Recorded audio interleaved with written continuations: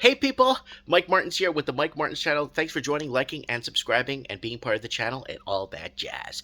Well, what do I got for you guys? I got something very special. I received an email from a longtime follower that's been following the channel for over 10 years now and originally subscribed to me on my original YouTube channel from 10 plus years back.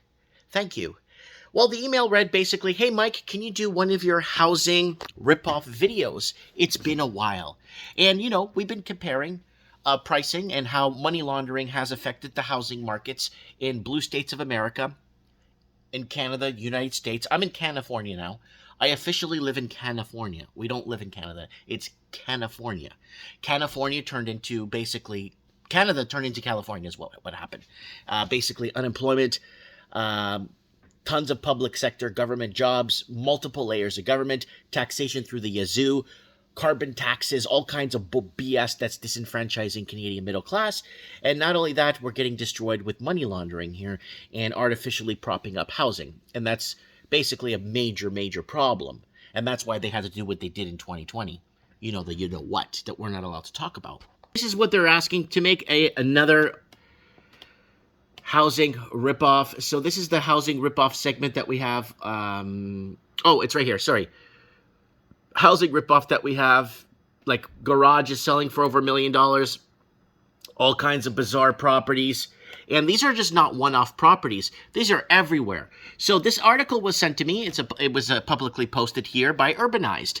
And Urbanized does real estate discussion. Now, these are the type of homes that you get around Vancouver for $2-3 million. So here it is. South Vancouver home sells for almost $1 million over asking. So this is how money laundering has affected, and that house there, because it's a little bit higher, maybe $2, $3, $4 million, right? So the house ended up selling for, what did it sell for? $2.5 million. Ooh, it's got a finished basement. So there it is, $2.5 million. That's $1.8 million or $1.9 million American, and that's what you get in Canada. And this is considered like this is like luxury in Canada. This is like luxury here where we live. So let's take a look at what is going down. So we looked at America. So what I did was I looked for homes in the $1 million mark. Very basic $1 million, nothing extra, no extras up here, just $1 million. And we found ourselves a lot of gems here for the $1 million mark. Mind you, remember, this house sold for $1 million over asking. Over asking. A lot of these homes here are actually getting price cuts. I found a couple of them with $70,000, $80,000 price cuts. Ladies and gentlemen, I give you the $1 million house, and the Zestimate, what it's actually worth, is $962,000. So there it is right there. This is the $1 million house, folks. This is what a $1 million house was when I was growing up as a kid, because incomes were tied to wages. Wages and incomes were tied to real estate prices. And this is the $1 million home, ladies and gentlemen, right here. I wish I had a round of applause soundboard. That's a $1 million home. That's what $1 million should buy you. But unfortunately, in Canada, it doesn't get you much. There's lots of these kind of castle-y type gigantic homes, mansions. Look at that. And let's see if it's got a price cut. Watch, it probably has a price cut on it. Not yet, but it's estimated at $1.18 million American, and it's going for $999. So you're going to see what's going to happen when there's a housing correction in the States. You could pick up a lot of these pretty much for a good price. And look at these homes. Look at that. You can't make this up. And guess what? Watch this. Watch this. Watch this. There's thousands of them, pages and pages and pages. So we kept it around the $1 million mark.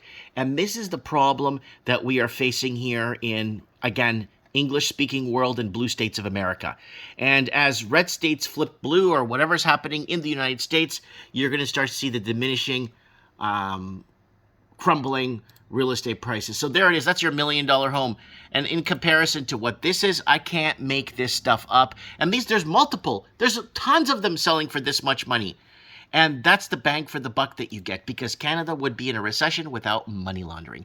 And that is, again, hundreds of billions of dollars laundered through Canada via China, most of it through China, like 97% of it coming in from China. And a lot of it has to do with the fentanyl sales, or fentanyl that was sold by China or shipped in from China into Canada, and basically poisoning middle-class Canadians. And if you're wondering why, so there it is. Drug money laundering, lavish money laundering. One of Canada's biggest laundering probes has been cancelled. There we go. RCMP's dismissal record of investigation of money laundering.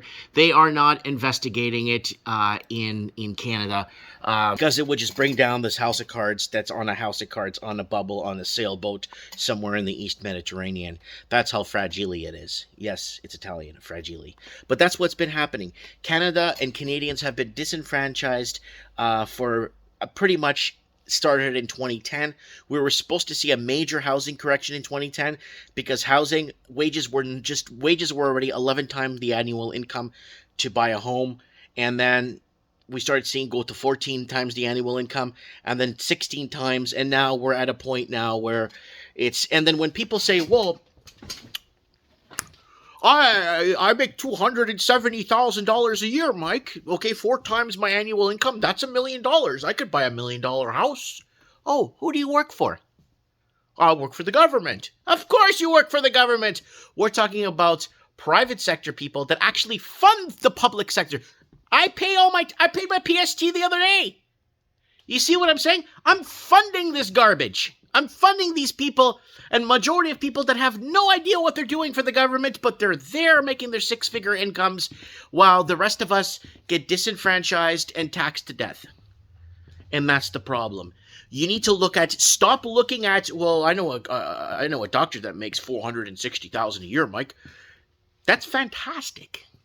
But the problem is, it's the actual people that built the infrastructure, the actual people that funded the infrastructure, the actual people that actually make the country go forward through taxation, right? Canada and all these countries, they're going to get someone into this. They're going to balance the books.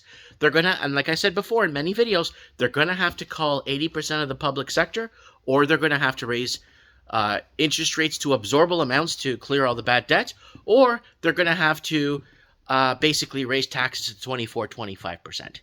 This is the problem we're facing here. We've been in this problem for so many years because of money laundering. The Vancouver model, and then London, and now Ukraine. Money laundering is major, and it's a big government business.